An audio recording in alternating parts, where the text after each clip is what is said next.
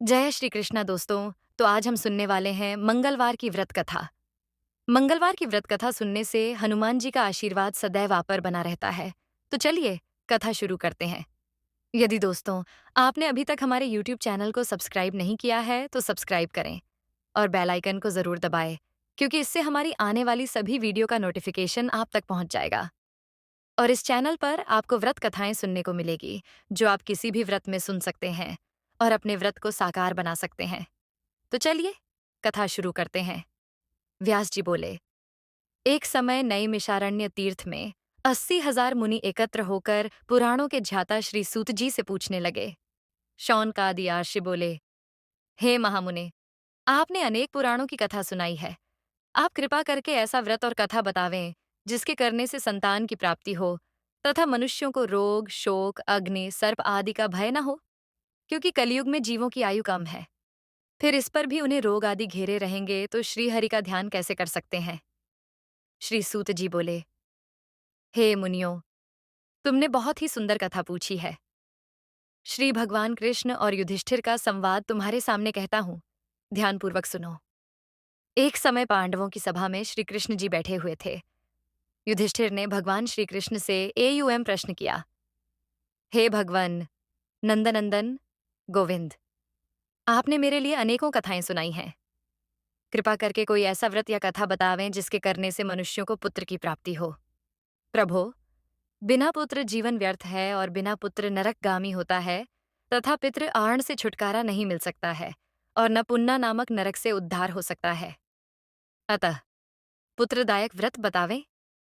श्री कृष्ण भगवान बोले, हे राजन, मैं एक प्राचीन इतिहास सुनाता हूँ, ध्यान देकर सुनो। कुंडनपुर नामक एक नगर था, उसमें नंदा नामक एक ब्राह्मण रहता था।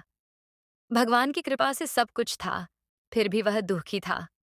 इसका एकमात्र कारण यह था कि ब्राह्मण की स्त्री सुनंदा के कोई संतान नहीं थी। ब्राह्मण की स्त्री सुनंदा पतिव्रता थी, भक्तिपूर्वक हनुमान जी की आराधना करती थी। मंगलवार के दिन व्रत के अंत में भोजन बनाकर हनुमान जी का भोग लगाने के बाद स्वयं भोजन करती थी। एक दिन मंगलवार के दिन ब्राह्मणी कार्य की अधिकता से हनुमान जी का भोग न लगा सकी, तो ब्राह्मणी को बहुत दुख हुआ। उसने कुछ भी नहीं खाया पिया और अपने मन में प्रण करके सो गई कि अब तो अगले मंगलवार को ही महावीर जी का भोग लगाकर अन्न जल ग्रहण करूंगी। ब्राह्मणी रोजाना भोजन बनाती थी, परंतु स्वयं भोजन नहीं करती और मन ही मन से श्री हनुमान जी की आराधना करती रहती थी। इसी प्रकार 6 दिन व्यतीत हो गए। ब्राह्मणी सुनंदा अपने निश्चय को के अनुसार भूखी प्यासी रही।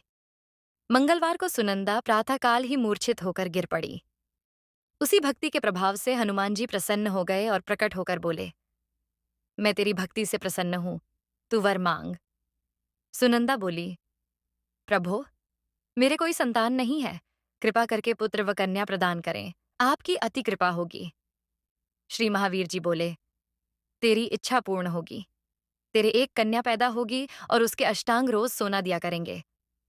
इस प्रकार से कहकर श्री महावीर जी अंतर्ध्यान हो गए। ब्राह्मणी बहुत ही प्रसन्न हुई। सभी समाचार अपने पति से कहा। ब्राह्मण देव कन्या का वरदान सुनकर कुछ दुखी हुए, परंतु सोने की बात सुनी तो बहुत प्रसन्न हुए। विचार किया, कन्या के साथ मेरी निर्धनता भी समाप्त हो जाएगी। श्री महावीर जी की कृपा से वह ब्राह्मणी गर्भवती हुई और 10वें महीने में जाकर उसे कन्या रूपी रत्न प्राप्त हुआ। वह बालिका अपने पिता के घर में जिस प्रकार शुक्ल है, पक्ष का चंद्रमा बढ़ता है, ठीक उसी प्रकार वह अपने पिता के घर में नित्य बढ़ने लगी। 10वें दिन ब्राह्मण ने इस बालिका का नामकरण संस्कार कराया, तो इसके कुल पुरोहित ने इस बालिका का नाम रत्नबाला रखा, क्योंकि यह कन्या सोना दिया करती थी। इस कन्या ने पूर्व जन्म में बड़े ही विधि विधान पूर्वक मंगलदेव का व्रत किया था। रत्नबाला का अष्टांग बहुत सा सोना देता था। इस सोने से वह ब्राह्मण बहुत ही धनवान हो गया, जिससे उस नंदा ब्राह्मण को बहुत ही मद तथा अभिमान हो गया।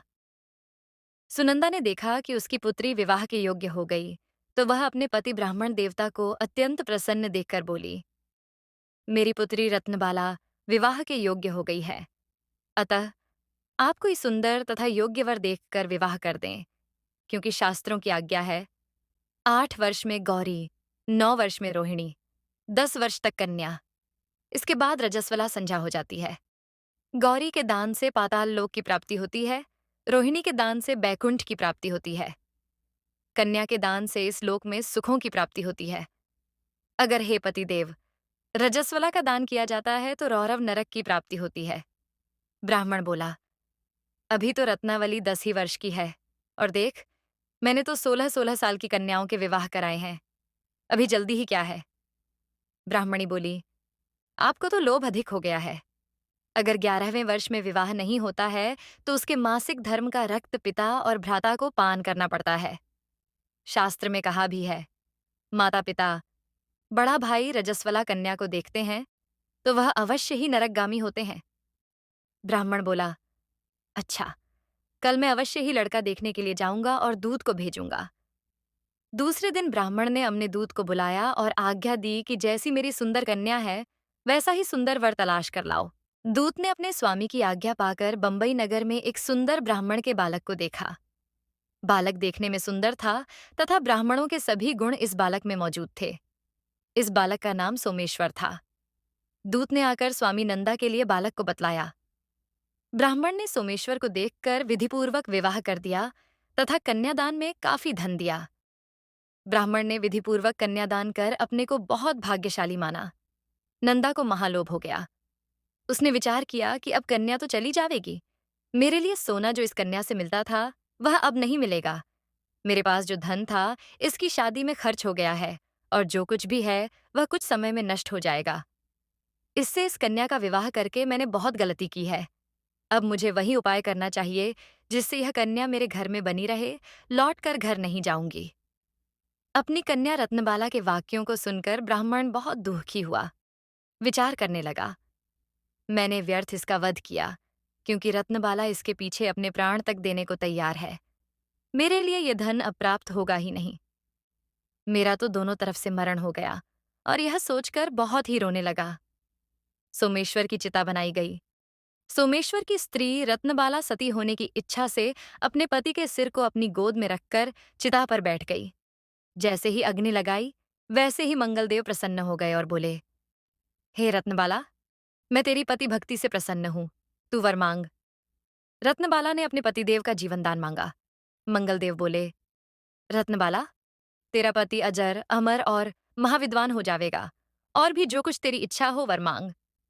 रत्नबाला बोली, हे ग्रहों के स्वामी, यदि आप मुझ पर प्रसन्न हैं तो मुझे यह वरदान दीजिए कि जो आपका मंगलवार के दिन प्रातःकाल लाल पुष्प, लाल चंदन से पूजन कर आपका स्मरण करे, उसको रोग और व्याधि कभी न हो, उसका स्वजनों से कभी भी वियोग न हो, और सर्प, अग्नि तथा शत्रुओं का भय न रहे।